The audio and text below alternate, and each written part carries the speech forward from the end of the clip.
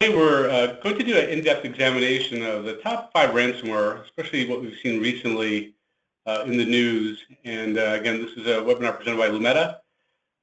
Here today are myself, Sanjay Raja, Chief Marketing Officer of Lumeta, and Joe Soriel, who's the VP of Products.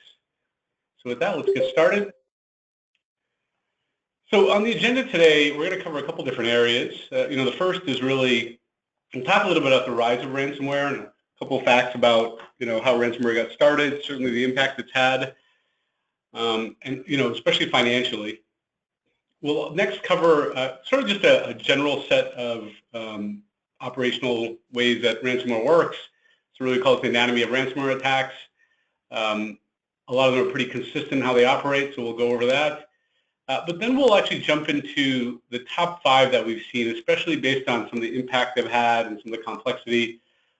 We'll note the differentiation between the different attacks and how, again, they vary, certainly, but we will kind of go into how they work and how they've been successful. From there, we're going to do a quick intro on Lumeta Spectre, just to discuss, some of the capabilities we have against ransomware and how they can really help in terms of being proactive in preventing the success of ransomware that seems to have, been prevalent lately. As we discussed that, one thing I did want to point out is that Lumeta Spectre was formerly called Lumeta ESI. We recently renamed the product.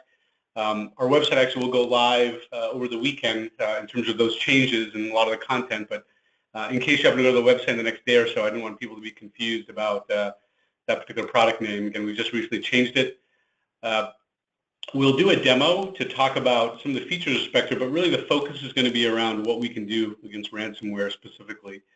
But again, the majority of the presentation will cover the front end of this agenda. So to dive into it, let's talk about the rise of ransomware. So when we look at ransomware today, we definitely see an acceleration. You can see kind of a funnel in terms of how things have blown up over the course of several years. What's interesting is most organizations and security companies document ransomware really focused on the internet and focused on network-based ransomware.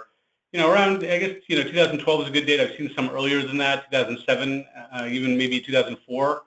But really, the first ransomware attack, as kind of a fun fact, was a floppy disk-based attack that was sent out by, I believe it was a physician, actually, who had managed to create a program, and it was called the AIDS Trojan. Sometimes it's called PC Cyborg when it was more generic, but it was called the AIDS Trojan because it focused on healthcare organizations, and basically it would lock down the machine and put a screen up saying if you didn't pay a certain amount of money, I think it was around $189 if I'm not mistaken, but it was somewhere in that range. Basically you wouldn't get access to that particular machine. And back in the day, that was quite a huge issue, right? I mean, I don't think there was enough expertise around being able to stop that. So again, that was really the first known ransomware attack of any sort, not necessarily associated with a network-based attack. In 2013, we'll jump to there.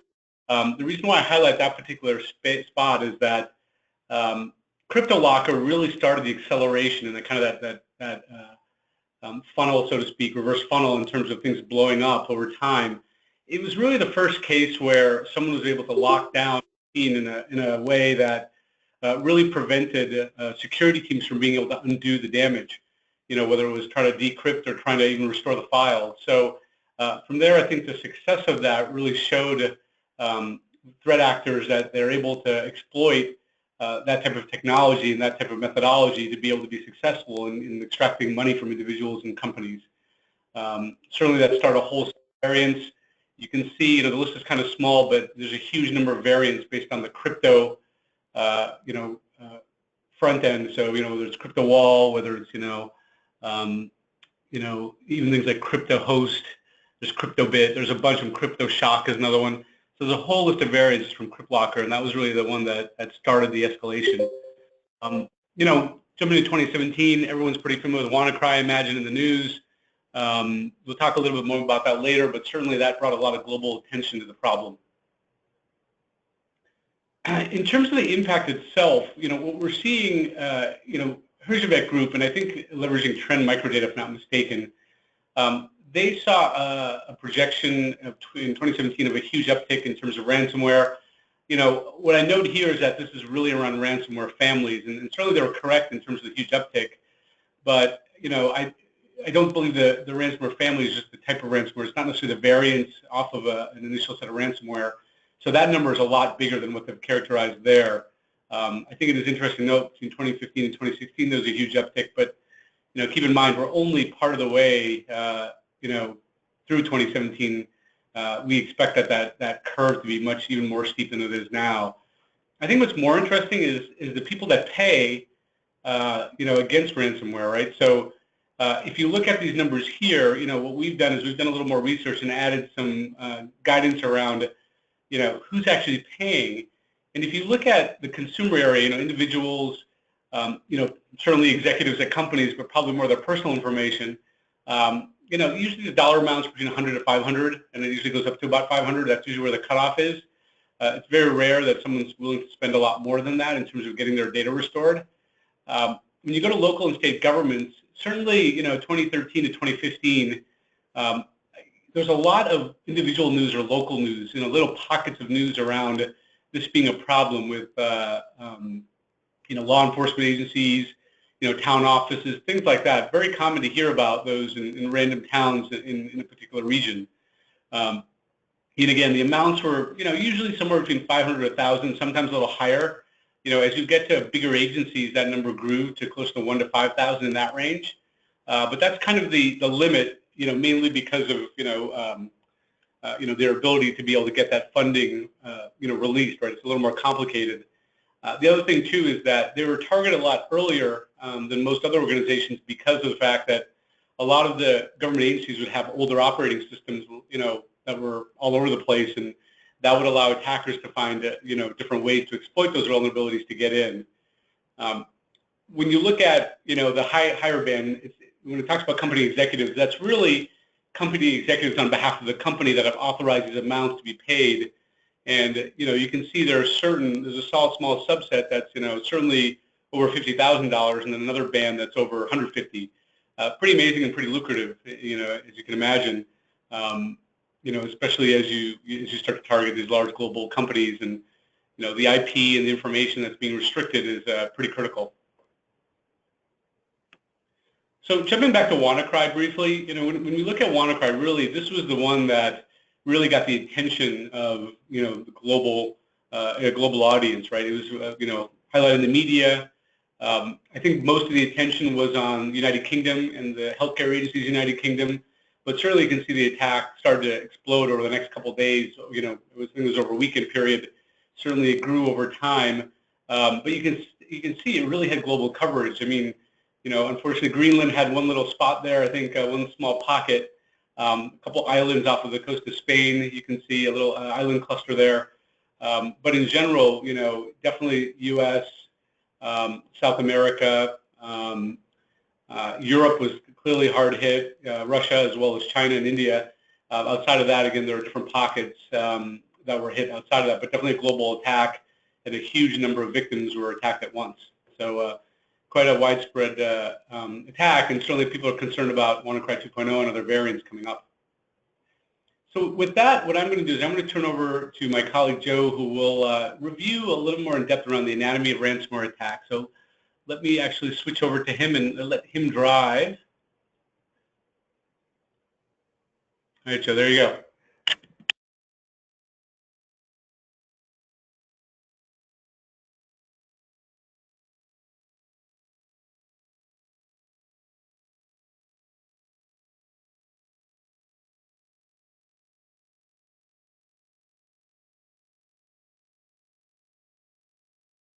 A lot of you are familiar with.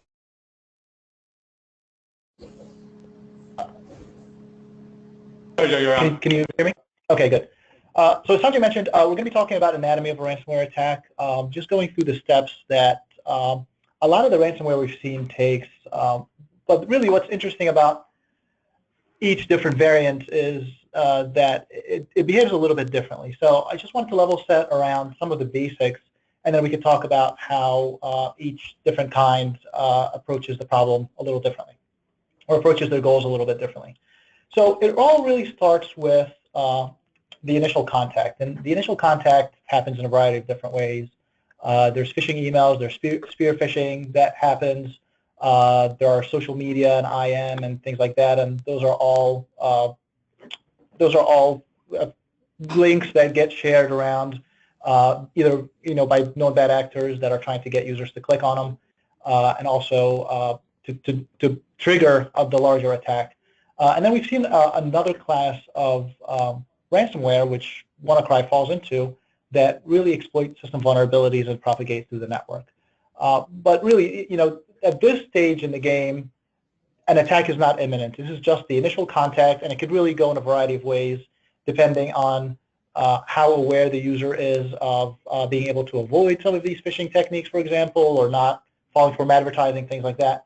But the educational component really is to tell the users that when you get something suspicious, you really should be treating it more like Minesweeper than your email client. So from there, a user clicks on a link, for example, and a callback happens to a server. And the point there is to check for vulnerabilities to see if that machine is exploitable or not.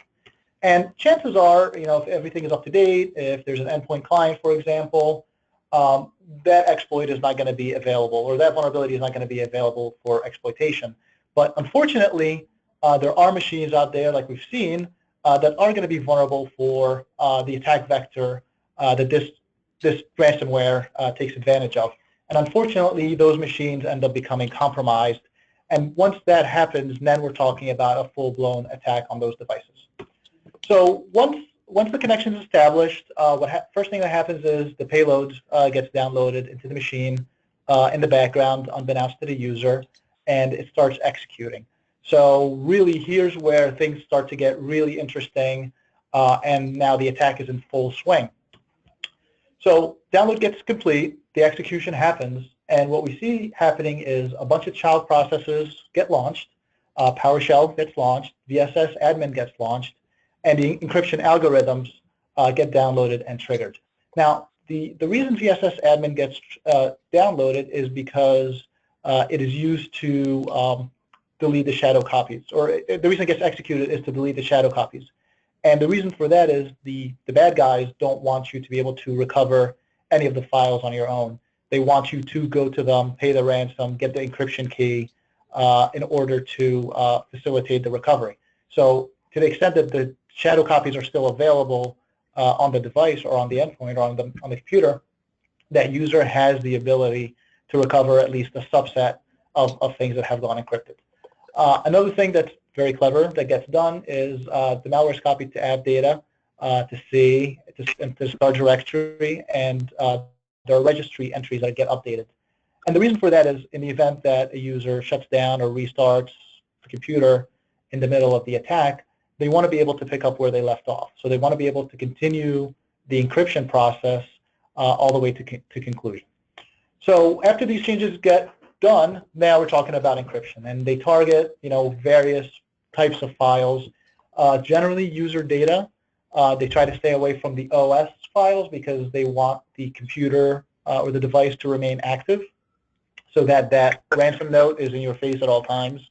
And this is where the psychological warfare starts happening with the user, in that you want them to know that you only have a limited amount of time. You got to do this, otherwise you lose all your files, you lose all your data. And then the next item, or next on the agenda, is to move laterally throughout the network. So if I get into a device that is unprotected or vulnerable, chances are there's going to be a bunch of those around. And we're going to see how some of these lateral movement techniques were used in a few of the attacks that we're going to examine, in the 5 attacks that we're going to examine. So basically, right now, we're basically underway. I mean, it's just a matter of time for the encryption to complete and the user to be notified via Ransom Note. So encryption completes, and now the key that was used to encrypt all of the files gets pushed back to the bad guy's server, command and control server. And the reason they do that is in the event that a user pays the ransom, they want to be able to get the key back so that, there's that quote-unquote trust. Because if they didn't pay it, if the attackers did not return the data, then there's really no reason for future victims to pay the ransom. The other thing that happens in this step is the malware starts looking around for confidential information, for login credentials, for anything that could be of value for future exploitation of that victim.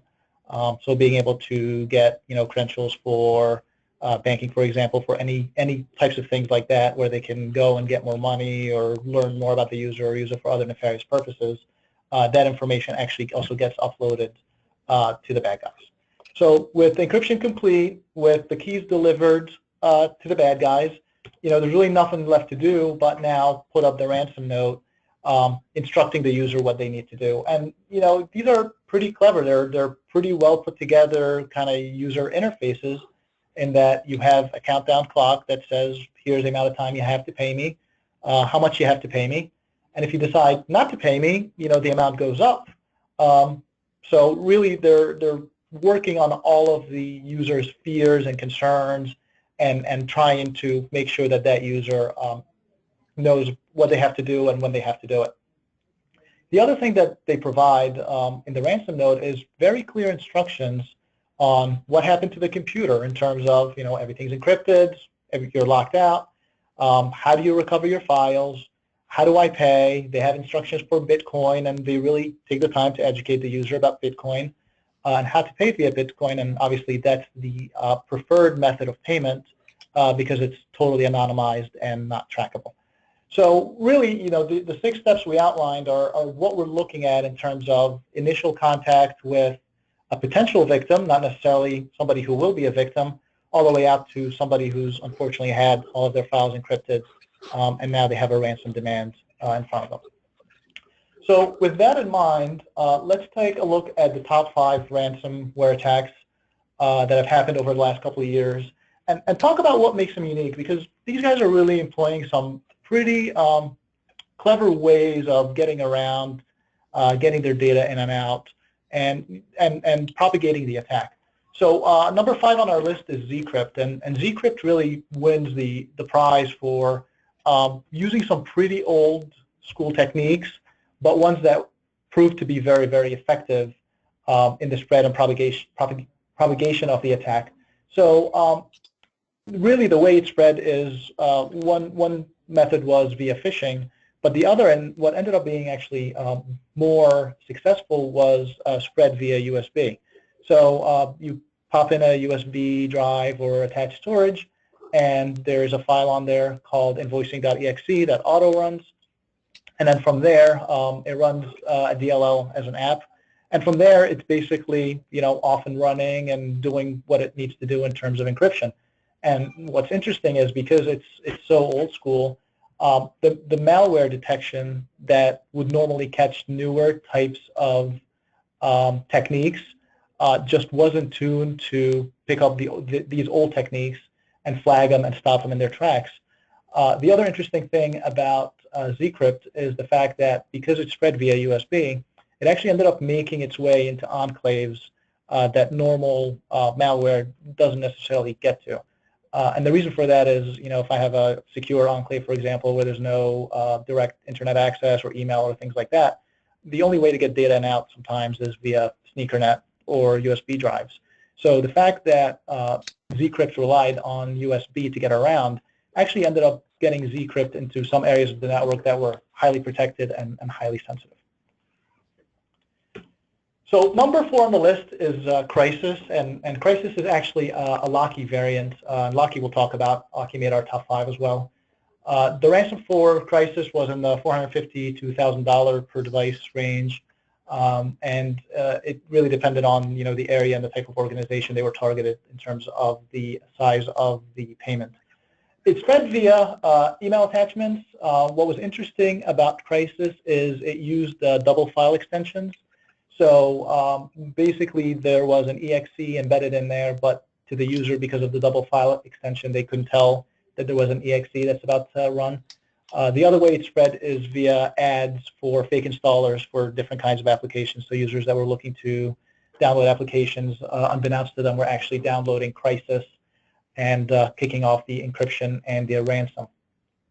Another interesting tidbit about Crysis, and I think this was more of a bug really than anything, was the fact that in some variants it encrypted all files, including system files, which rendered the device inoperable. So in the event that somebody was to restart and the system files were corrupt, that device was basically useless. So it made recovery kind of difficult for those folks. And the other interesting thing is that it collected a whole bunch of information around devices and users and sent those back to the command and control server, so that, you know, even after the attack, those poor souls ended up getting potentially attacked in other areas, whether, you know, logins or credentials were accessed and used against them, unfortunately. So number 3 brings up Locky, and Locky is interesting in a lot of different ways, mainly around the callback mechanisms, and we'll get to that in a minute. So Locky, on average, demanded about $459 per device. The largest payout that I was able to get on Locky was about $17,000. It had hit a health organization, a small health organization, locked out a whole bunch of files, and the payout ended up being about $17,000 for those guys to get access back to their systems.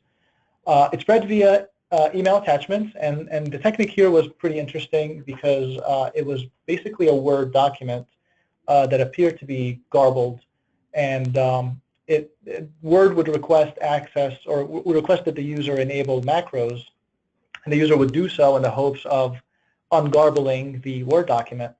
But what was happening in reality is a downloader was saved and executed onto that device, and the payload that it downloaded was Locky. I mentioned the callback mechanisms as being very interesting, and we have talked about that a little bit during the anatomy of the attack. But Locky actually relied on 3 ways for callback. It relied on direct IP communication, so these are static list of IP addresses that it would call back to and get access to. There were fixed domains, and again, it was www. some sort of gibberish dot an extension, and it was able to successfully get to those. But really, the most interesting callback technique with Locky was the time-based domain generation algorithms. And what these did was create very random-looking domains, and they were very transient. They would last only a couple of days, get torn down, and then new ones would pop up for callback. And the way that the other component of the callback was for users that were infected or affected by Locky, their machine's default DNS server was updated to another DNS server, and that served to do the lookup for those time-based domain generation algorithm domains, so that they know where to go and how to call back. So super sophisticated, very, very clever. And then the other interesting tidbit about Locky is that encrypted all user files, and it actually targeted the wallet.dat file for users that had Bitcoin. So for those users that had a fair number of Bitcoins, where they lost their wallet.dat file and didn't have any backups of it, they were obviously very likely to pay the ransom to get their Bitcoins back. And then one last bit is it deleted shadow copies, and we've talked about that via VSS admin. Okay, CryptoLocker. We've talked about that one a little bit. As Sanjay mentioned, this is the one that put ransomware on the map. And really, I think this one also wins the prize for best user experience, and we'll talk about that one in a second. So the average ransom for CryptoLocker was about $300 per device. Spread via an email attachment, but this time it had a nullsoft installer, which actually made it look legit. Once it executes, the malicious DLL unpacks the ransomware payload, and it goes from there. The callback here is interesting in that we see the involvement of Tor on this one. So it typically tried to do callback via SSL, but to the extent that those servers weren't reachable or that traffic was being blocked, it used Tor as a fallback for callback command and control. And then I mentioned the user experience aspect, in that the Ransom Note actually contained some localization algorithms. So what it would do is it would look at the IP address of the device that it was sitting and executing on, and based on the IP address was able to look up location and provide a ransom note in the language for which the device resided. So, if my device happened to be in France, it obviously came back in French. If I'm in the U.S., it came back in English. So, very interesting. Those guys actually put a lot of time and effort to make sure that whoever is reading the ransom note knew what to do and was able to pay them. And then, obviously, number one in 2017 for us at the moment is WannaCry. I think we know in terms of the ransom, it was in the $300 to $600 range.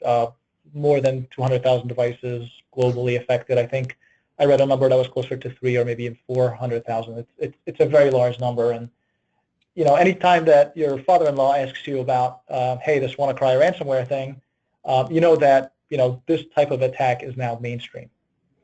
So in terms of the way it spread, I think we all know at this point it was Microsoft Windows vulnerabilities that were released as part of another hacking that happened. What was really interesting about ransomware, or what is interesting about WannaCry ransomware, is that once it got into a device, one of the things that it did was actually trigger scans of both the local network as well as the rest of the internet. And what it was doing there is actually testing out for the vulnerability. And once the vulnerability was confirmed, now those devices became targeted. And again, very, very clever in that once a device is identified as vulnerable in an organization, chances are there's probably a few more to go after, and they did that successfully. The callbacks here were pretty interesting as well, in that there was a callback that happened to a set of remote servers before the encryption, and when the encryption first happened, those remote servers were not accessible. And what ended up happening, it was discovered that those remote servers were actually triggering a kill switch module, so that the attackers decided in the event that they didn't want to go through with this campaign any longer, that they would activate a pair of domains that when WannaCry went out and successfully reached them, that the attack would basically halt right there and nothing would happen. So it's very interesting that they did that, and we can obviously guess as to why. Maybe the chance of cold feet, or they wanted to do goodwill in case caught. There's definitely a lot of reasons to try to do something like that in terms of a kill switch. The other interesting callback actually utilized Tor, and they used Tor to track their infections. So they were very, very systematic about tracking where WannaCry ended up, how many devices, things like that. Tor was also used to facilitate the payment via Bitcoin and to deliver the decryption key in the event that the victims ended up paying.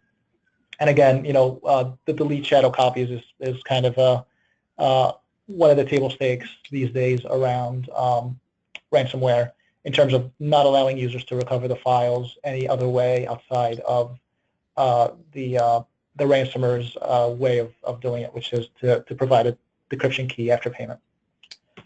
So in terms of preventing and identifying ransomware, there's probably a couple of categories around prevention that we're going to explore later in terms of the demo. But that's making sure that vulnerability assessment and vulnerability management tools have full visibility of your network and are performing their scans on a regular basis, flagging CVEs for remediation, and making sure that those CVEs are remediated very, very quickly. Obviously, that would have helped in the WannaCry case. The other area around prevention is around EDR and making sure that there are endpoint agents rolled out throughout the enterprise. But obviously the challenge there is having full visibility so that all of those devices can get an agent. And agents, may not necessarily stop that first attack, but they will be effective in terms of quarantining and preventing further ransomware attacks once detected. And then on the detection as the attack is happening, we talk about threat flows and Tor flows, so identifying callbacks to known bad actors, to known command and control servers, and also looking at flows, unauthorized flows that are going through Tor. Again, this is just from a high level. We're going to go back and show you a little bit more of this from within Lumeta Spectre in just a few moments. So let me kick it back to Sanjay, have him give you a little brief introduction into Lumeta Spectre, and then we'll take a look at the demo. Great, thanks, Joe.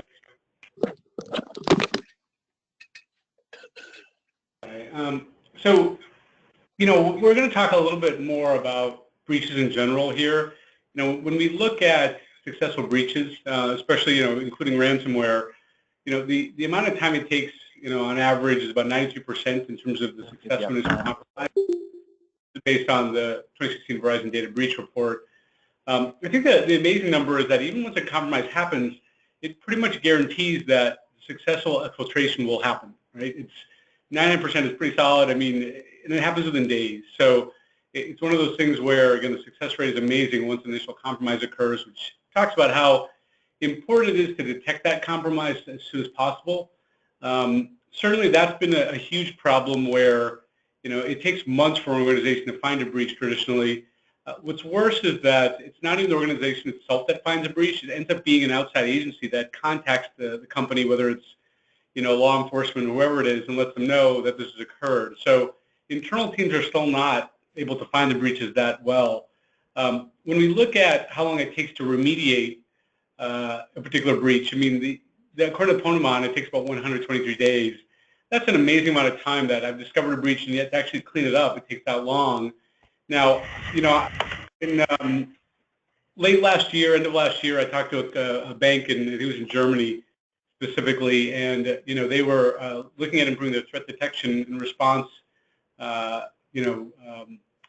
operations essentially, and they were talking about in general about what they were doing as improvements. But one of the things they did say is that they had actually discovered a breach at one point. Now, it didn't take them 123 days to fix it; it took them 4 weeks, which is not bad considering. But at the same time, during that 4-week period, data was exfiltrated. So it was kind of sad that they had found the breach. They understood enough to know something was going on, but in terms of having the network context they needed, being able to work with that team to be able to figure out how to clean up the attack and lock down certain systems, they really weren't able to do that in an efficient manner. So it took them a very long time because they didn't have the right information up front to work with those teams to be successful. So again, it's unfortunate that in that 4-week period, the attacker realized, maybe they realized that they were discovered, but they started to exfiltrate data immediately, and there's nothing the bank could do about it until they finished their process at the end. They had a lot of the tools that were listed below. I think they pretty much had all of them in some capacity. It's a pretty large financial institution. Certainly endpoint security has been a huge investment area in the last few years now. And we see that even SIMs now are becoming more general purpose security operations platforms and trying to collect these different pieces of data, whether it's endpoint, NetFlow, or even do PCAPs, and do some level of analysis there. Vulnerability scanners tend to be in more mature environments, but they certainly are only as useful as when they're doing their snapshotting. They tend to take snapshots, of the environment or have managed the list that they work on. So they're not really that comprehensive, as Joe mentioned, in terms of being able to have good coverage across all the different endpoints. This is where malicious actors, despite all these tools, are still able to accelerate their ability to make breaches be successful. So we've only seen these numbers go up despite all this stuff. So in terms of needed approaches, the biggest thing is really around eliminating all the blind spots that exist, and there are a huge number of blind spots. We'll talk about that in a minute in infrastructures around endpoints and networks that are just not managed or secured. Any opening, even a single endpoint that is open for attack and compromise, that's all an attacker needs. So when you have a huge gap in terms of all these different piece of infrastructure, it's a pretty big problem. When you look at being able to monitor in real time, that's critical as well. That especially with networks being so dynamic, when you have mobile devices coming in and out of the network, you look at healthcare and they have devices that come up and come down from connecting to the network constantly because they're usually general purpose machines like doing X-rays and things like that. They're not online all the time. And then when you start to apply security intelligence capabilities, the key here is really applying those capabilities uniformly across endpoint, network, and cloud. And most security intelligence, threat intelligence comes in or focused on malware or on looking at individual pockets like endpoint anomalies or things like that. But really taking an approach of applying security intelligence across the entire set of network communications that occur, including endpoints and cloud infrastructure and VMs, really allows you to understand what's going on in the environment. And this includes also pulling in third-party data from other systems, not just pure threat intelligence feeds. And then the last part is really being proactive around, optimizing segmentation to unflattened networks. What we've seen is that being able to segment more effectively and really silo certain sections of the network as needed, or at least allow only authorized users to access parts of the network, really can help, make sure that attackers can use lateral movement and move around and find confidential data or resources, or be able to, see where they can exfiltrate data easily. These are things that can be prevented by, really strong segmentation program. But segmentation can be very challenging because it requires some changes to how the architecture is done, security policies, etc. It's important to be able to validate those policies, because the last thing you want to do is segment the network in a way that unauthorized users can't get access to a resource they need. So it's a little bit of preventing the threat actors from getting to the things they should be getting to, but also making sure authorized users get access to the right resources. I am aware. So when we look at Lumeta Spectre, there are three areas that we cover. We look at network infrastructure analytics, and in that process, we discover unknown unmanaged dynamic endpoints, but also networks as well.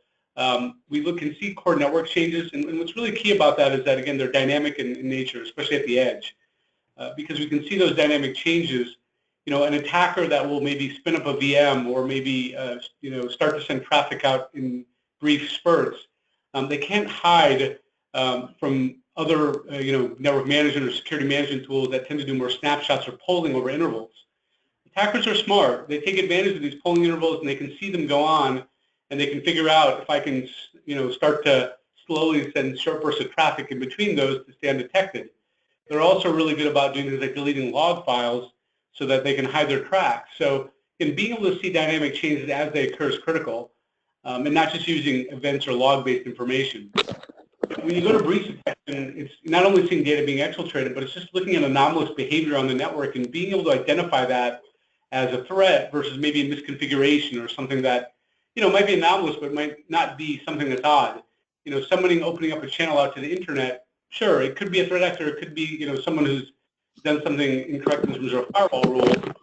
Know whether that's actually something that's malicious or not, and being able to apply security intelligence to that helps. And then the last part is around network segmentation. We talk about data exfiltration. One of the mechanisms used is being able to create a leak, what we call a leak path. It's a way, as an example, if someone is sending a direct, setting up a path outside of your cloud infrastructure to the internet, a lot of companies don't allow that. They want to make sure you tunnel back to corporate, everything's inspected, and then it goes out to the internet, and the cloud infrastructure is kind of siloed off from that. Certainly the same thing with IoT or industrial control systems. I don't want my OT infrastructure to go communicate directly to the internet. It should be tunneled back to your normal IT services and then go out the door. If I detect a path being created, it might be a malicious actor creating some level of command control or communication channel, to one of their servers. So again, something to be able to detect, and certainly as I validate network segmentation, real-time monitoring can assist with that. So, the biggest thing is that, PCAPs, log data, NetFlow, even NAC in terms of being able to look at endpoints that are accessing network resources. Those are all great tools and they're essential, but at the same time, they don't really have full coverage across the entire network, right? NetFlow has limitations in terms of being able to extract information. It's not supported at every single router or switch. PCAPs are usually only done when something, some sort of behavior is detected, and then all of a sudden I want to do a full packet capture. Again, logs can be erased, but even then, I don't know any large enterprise that turns on logging everywhere because it's just too much of a volume of information. And again, NAC is very useful for, devices formally requesting access to the network, but, again, obviously a lot of threat actors aren't going to go through that process. And I put continuous monitoring in quotes here because a lot of vendors talk about continuous monitoring, or they say they provide continuous visibility. That really means they're doing polling or they're doing snapshotting, and often it's based on known or managed devices. So unfortunately, it's a marketing term that's used, and it's used inappropriately. Continuous monitoring is not really continuous at all. So just something to be aware of when companies talk about that, and certainly other solutions talk about that. So, this is pretty much my favorite slide in the whole webinar. This is where Lumeta has done an extensive set of research over the last, over 10 years now with different organizations, really to show, the gap in terms of visibility. There are quite a few blind spots. A great example is the first two lines, which is, when we go into a POC or we go into a service engagement or, engage with our customers, they usually give us a list of the devices that they want to be managed and monitored. And when we get that list, that's a presumed device count, we will come back a little later based on our capabilities and techniques, and we'll find on average, if you look at the device visibility gap, it's up being about 20%, where we'll find that, these are devices they never knew about or endpoints that were not monitoring or being managed, consistently. Pretty high number. The number actually can go as high as 40, 45% we've seen in some cases. But again, on average, about 20%. Again, even one of those endpoints that's not being managed is a big risk. That was one of the challenges with WannaCry, is that there was a lot of attention to Microsoft not providing a patch for older operating systems. But even for Windows 10, they did have a patch available a couple months in advance. That wasn't really the problem. The problem was that a lot of vulnerability assessment tools, even certain EDR tools did not have the full list of endpoints that needed to be managed, and so they didn't know those systems were unpatched. Those systems were exploited because they were never patched even with the Windows 10 patch properly. So again, even a single system that's left vulnerable is something that an attacker can use to their advantage. There's also surprisingly a large number of unknown networks, and these are networks that just aren't on any list, that haven't been managed. Maybe they're out there and they're not, for whatever reason, they're not part of a traditional topology map or whatever it is. There are a lot of reasons that can happen. Sometimes certain broadcast traffic doesn't get through. Certain pings, for example, don't get to certain networks. Even if they do, maybe the response doesn't come back. So what happens is that these networks get dropped off their lists of managed networks, within network management tools very often. We can see that seems to be a huge problem in the government for whatever reason, so not really sure why that is, but again, that's a big problem, especially in that space and certainly in the financial institutions.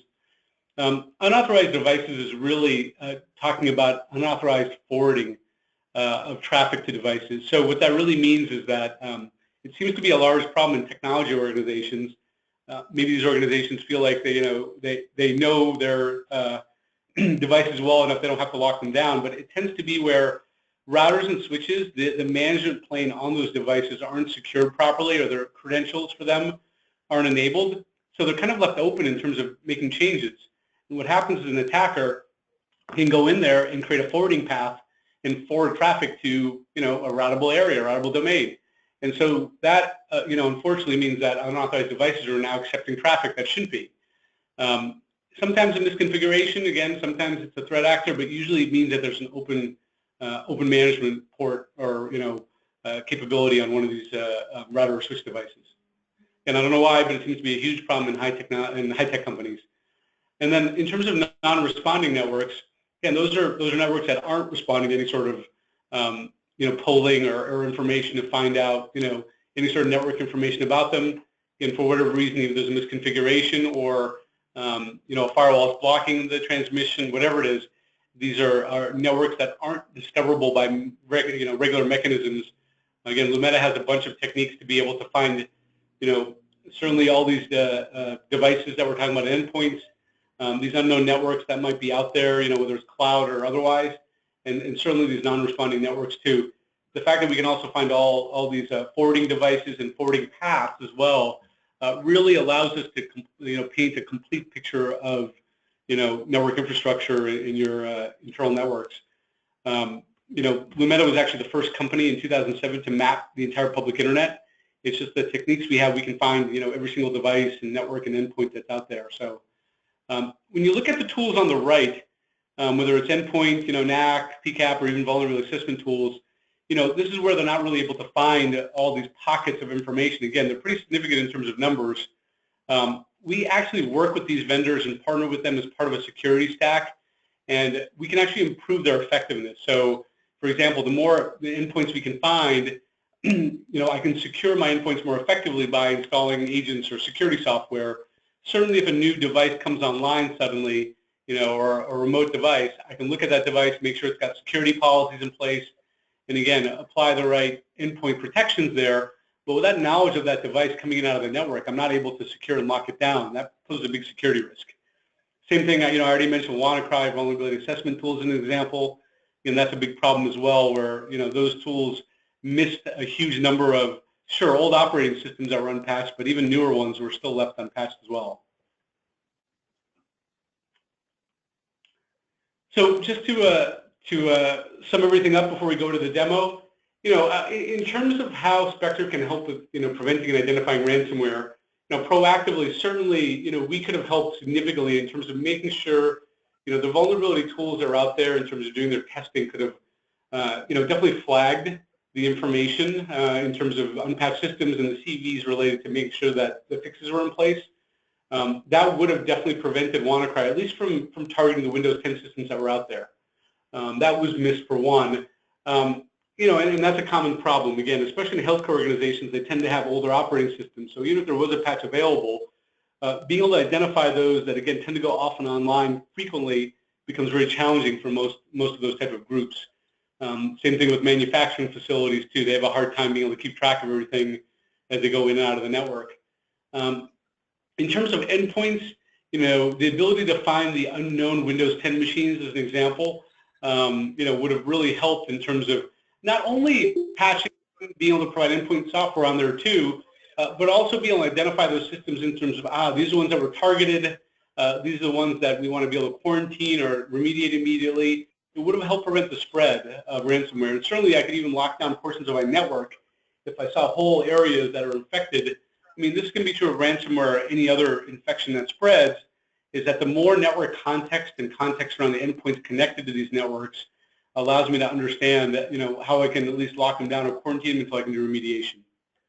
And then the last piece is, really being able to detect unauthorized communications, whether it's command and control, whether it's these Tor connections that were created, certainly leak paths, as I mentioned, that were used for the purposes of downloading files or, sending over keys. It's something that being able to detect during an attack can certainly stop it from being successful. So again, these are all the different ways that Lumeta can really help customers with ransomware and certainly other types of breach activity or threats.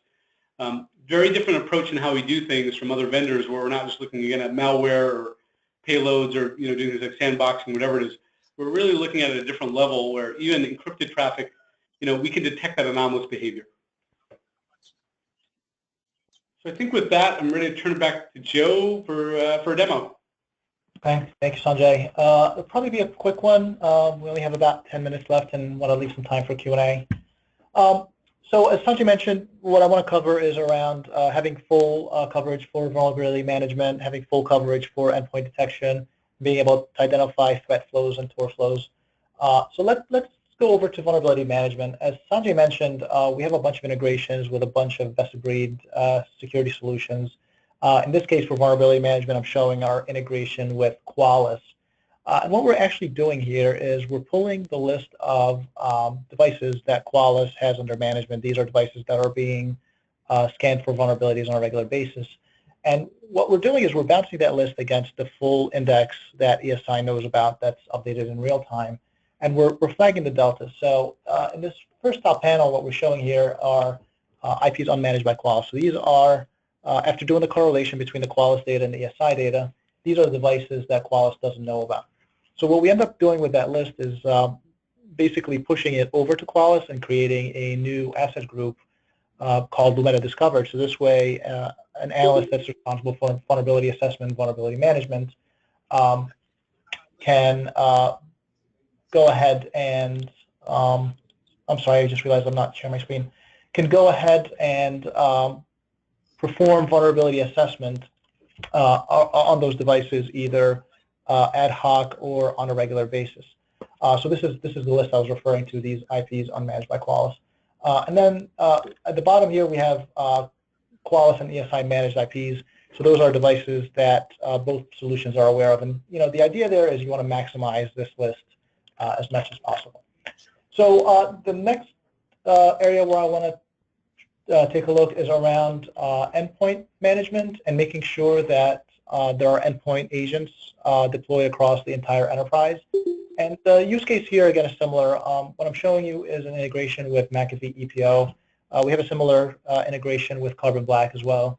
And again, what we're doing there is we're pulling that manifest from the endpoint management solution or endpoint security solution and bouncing it against the Lumeta Spectre list and identifying the differences. And again, you can see here, these are devices that are unmanaged by the endpoint agents. The second list is actually interesting in that it shows IPs that are unmanaged by Spectre. The idea there is these devices may be communicating to a cloud-hosted backend, for example.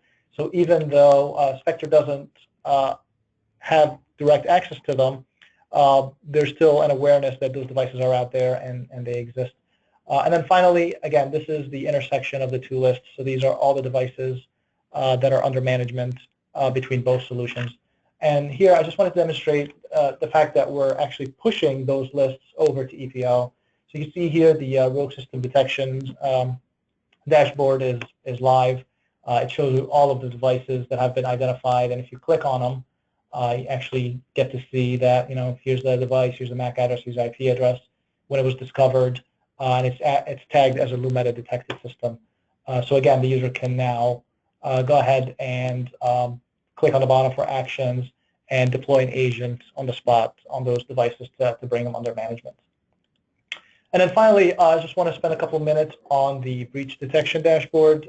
This is where we identify both compromised devices like zombies or Tor nodes that are sitting on the infrastructure, as well as Tor flows and threat flows. So in terms of Tor flows, we just learned that, as you saw from the presentation, that that the Tor network is actually pretty active when it comes to ransomware. So being able to pinpoint that communication is pretty important. So what we're doing here is we're correlating ESI data along with NetFlow and the Tor list to identify IP addresses that are either in source or destination that are showing up on the Tor list, and being able to identify those in real time. So you can see here I have a flow with this destination address and this source address. The destination address happens to be in the Tor list. It's a relay, and here's the additional details on what ports that it's communicating on. And the source IP address is one that happens to be on my network, so I'm actually able to go ahead and drill into that device to get additional information, and I want to see it on a map. So Sanjay mentioned the topology maps that we have. So you can see here's the device glowing in green. I can hover on it, get additional details. It happens to be an active device on my network right now. It's running Linux, and it's a virtual machine. So very, very quickly, I can identify that kind of bad behavior and take action against it. Similarly, for threat flows, it's a similar use case in that now we're not correlating against the Tor list, but we're actually correlating against threat intelligence data, IP-based threat intelligence data, and we are looking for flows with known bad actors. So you can see here's a histogram by type of campaign that it is. It's very interactive, clickable, so I can see here are all my flows that are associated with distributed command and control nodes. And just quick note in terms of threat intelligence, every Lumeta Spectre license comes with iDefense threat intelligence subscription. So we try to make this as turnkey as possible in terms of being able to get up, configured, and running. So again, and we also integrate with a bunch of open source feeds, like in this case, emerging threats. So again, we're showing source and destination IP addresses, the IP address that's showing up in the threat intelligence, the source, the type of threat it is, the score as indicated by emerging threats, and what ports and protocols it's using to initiate the communication. So I know it's a quick demo, just a few minutes, but I wanted to give you a flavor for Lumeta Spectre and how it can work and help with ransomware prevention as well as identification. So let me pause here, see if there are any questions that we can address.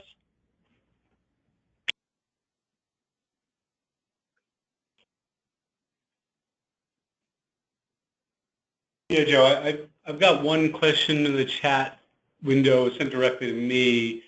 The question that I received was, how often do the threat actors who are doing ransomware, do they actually restore the data, after receiving payment?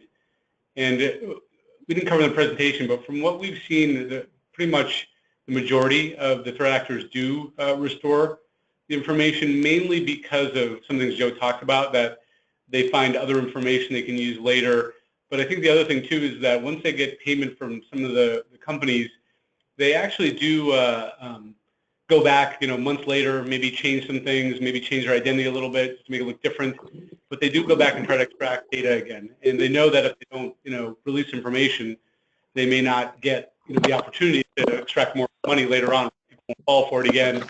They do tend to release it, and there's no reason they shouldn't. They certainly could have stolen all the data in the meantime. So they almost always do provide the keys to be able to unencrypt information to open it back up. So again, that's a good question, but it's a pretty common practice. Most actors aren't that, I guess, evil about it, or more importantly, I guess they're more forward-thinking is a better way to say it.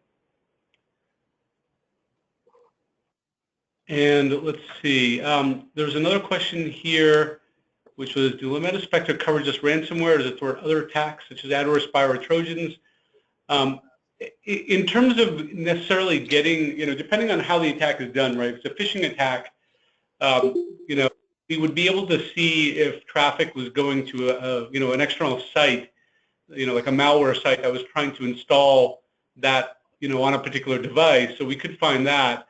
But certainly if it was something that maybe, looked innocuous for the most part, we're not really doing scanning per se on a particular system, but we would provide, a full complement of the endpoints that are in our organization, any sort of device that connected, certainly, to your endpoint solution that would be able to identify some of the spyware stuff. Really what we're doing is we're identifying the blind spots in the network infrastructure to make sure that they're secured more appropriately in some cases. That's the main thing. Otherwise, we're really applying our security intelligence to any sort of, traffic flows, network changes, certainly leak paths that are being created, those type of things. So we're really operating more at the network level. But again, we can identify anomalous behavior on the network level, but even from a connected endpoint that may be doing something unusual.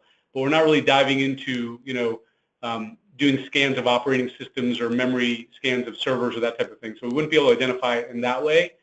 We would just provide additional information, especially when you're talking about a security operations team or a SIEM or some other tool that aggregates lots of data. It's very common for us to be able to send our network context and pair that with other security data to paint a complete picture around an attack, which, again, a lot of them use multiple techniques. That's helpful. Yeah, I don't know if you have anything to add to that, too. Yeah, just in general, the threat flow use case that I demonstrated is actually pretty general purpose. So to the extent that the campaign is known to iDefense or whatever your favorite threat intelligence feed is, to the extent that we can ingest that data, we're able to analyze it very, very quickly and display it. And again, because we have the full context of the network, we're able to identify what device is responsible for those flows. So really, that use case isn't just specific to ransomware, although ransomware would be one of the areas that we can help identify, but it does carry forward to any type of attack where there's command and control data that's flowing back and forth.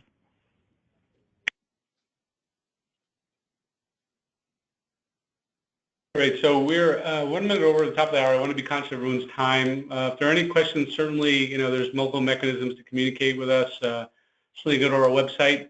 As I mentioned, we've changed ESI to Spectre, so don't be surprised if you see some changes coming in the next day or two, but it hasn't changed just yet. So again, we're talking about ESI if you're looking at our website today or tomorrow, but over the weekend it will shift. So anyway, I thank everyone for your time, and hope you find it valuable. Thank you.